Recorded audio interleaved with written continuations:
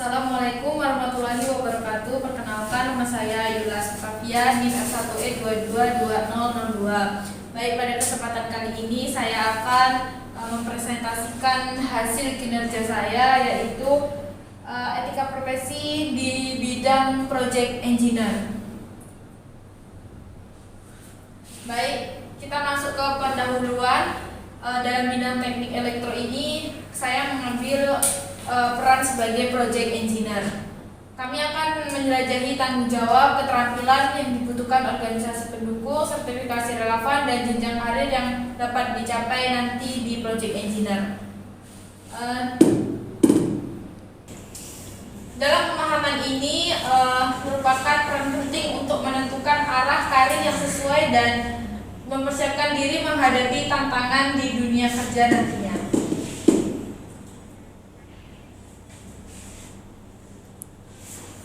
Baik, dalam pemahaman peran project engineer ini, project engineer itu sendiri adalah ahli yang mengelola proyek industri dari awal hingga akhir, memastikan target kompleks tercapai, maka sering berada di lokasi proyek untuk memastikan pekerjaan aman dan efisien. Kemudian tanggung jawabnya itu meliputi pengaturan anggaran, analisis permintaan, komunikasi antar divisi, dan perencanaan proyek yang efektif. Mereka membantu project manager dalam survei visi dan menjadi perantara antara manajer dengan teknisi, desainer, dan drafter nantinya. Tanggung jawab utama project engineer diantaranya yang pertama perencanaan dan koordinasi, menjabarkan proyek menjadi timeline rinci, menyiapkan tim, material, dan tools. Kedua, pelaksanaan dan pengawasan, memastikan proyek berjalan sesuai rencana dan anggaran, membuat laporan progres, serta melakukan inspeksi lokasi. Yang ketiga, kepatuhan dan keselamatan, itu memastikan proyek sesuai SOP perusahaan dan undang-undang, serta mengawasi penerapan protokol keselamatan. Yang keempat, manajemen perubahan, di mana seorang project engineer memantau perubahan desain dan menilai dampaknya bagi proyek nanti. Dan masuk ke spesialisasi project engineer, itu pertama electrical engineer, itu bertanggung jawab atas instalasi, pemeliharaan, dan sistem elektrik lainnya, termasuk distribusi listrik, penerangan, dan pemanasan. Kemudian masuk yang ke mechanical engineer, itu meliputi pengadaan, pemeliharaan, dan perbaikan mesin, serta alat berat, beserta sistem mekanik lainnya. Mengingat kompleksitas pekerjaan proyek, project engineer dibagi ke dalam beberapa spesialis untuk menguasai bidang teknis tertentu. Keterampilan yang nanti dibutuhkan dalam project engineer itu di hard skill harus menguasai di manajemen proyeknya, desain, analisis, dan kebutuhan, metode manufaktur, dokumentasi, menguasai MATLAB, CAD atau CAF, dan bisa memanajemen keselamatan. Kemudian di soft skillnya nanti bisa perhatian terhadap detail, problem solving, dan komunikasi efektif, serta organisasi.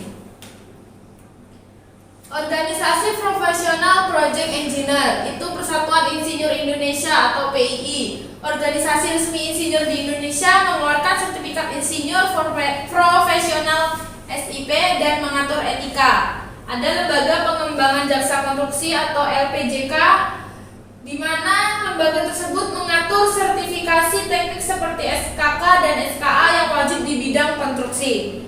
Kemudian ada Project Management Institute atau PMI, lembaga terkemuka dunia dalam sertifikasi manajemen proyek, serta PMP dan CAPM. Kemudian Organisasi Internasional Project Management Association atau IMA, itu asosiasi global yang menyediakan sertifikasi berbasis kompetensi untuk manajer proyek. Dan sertifikasi relevan untuk project engineer itu sertifikasi manajemen proyek, ada PMP, project management, CAPM dari PMI. Kemudian sertifikasi metodologi itu Prince Foundation atau Practitioner dari Axelos, sertifikat Scrum Master Master dari Scrum Alliance. Ini sertifikat dari luar negeri, internasional. Sertifikat lainnya Manajer Proyek Utama MPM dari AAPM, Profesional dalam Manajemen Proyek PPM dari GAQM.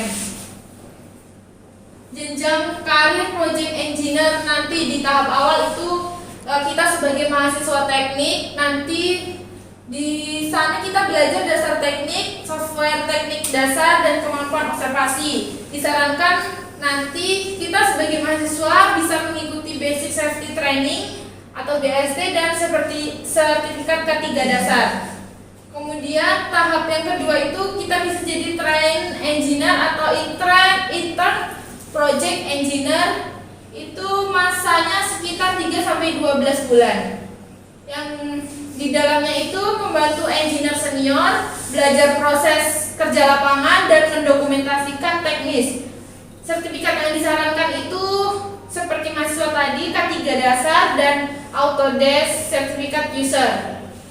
Kemudian masuk ke junior project engineer itu pengalamannya kira-kira 2 tahun. Yang di junior itu kita mendukung pekerjaan teknis harian, membuat laporan kemajuan dan menjalankan tugas teknis sederhana. Itu sertifikatnya yang dibutuhkan ahli K3, K3 umum dan pelatihan Microsoft Project. Masuk ke project engineer-nya atau middle level itu 2 sampai 5 tahun menangani aspek proyek, koordinasi tim dan menyusun rencana teknis. Sertifikasi yang dibutuhkan itu CAPM, Lean Six Sigma Green Belt. Kemudian untuk jadi senior project engineer itu butuh waktu 5 sampai 10 tahun. Yang dimana senior nanti itu mengelola proyek besar, membimbing junior dan menyusun strategi. Sertifikasi yang dibutuhkan PMP, Prince Practitioner. Dan menjadi lead project engineer atau project manager itu butuh waktu lebih dari 10 tahun. Yang dimana lead project engineer nanti bertanggung jawab penuh atas proyek, anggaran, dan SDM. Membutuhkan sertifikasi PMP dan ISO 21500. Kemudian jadi engineer manager atau direktur of project-nya itu butuh waktu lebih dari 12 sampai 15 tahun. Seorang manajer nanti menentukan arah teknis organisasi dan merumuskan kebijakan. Sertifikasi yang dibutuhkan itu engineer atau sertifikat engineer manager. Terakhir, kesimpulan, project engineer adalah tulang punggung kemajuan teknologi dan industri melalui manajemen proyek yang efektif, keterampilan teknis dan lunak, serta sertifikasi sangat penting untuk kemajuan karir. Kepatuhan pada kode etik dan standar keselamatan adalah fondasi integritas profesi. Baik, sekian yang dapat saya sampaikan. Apabila ada kata-kata yang salah, mohon dimaafkan. Saya akhiri. Wassalamualaikum warahmatullahi wabarakatuh.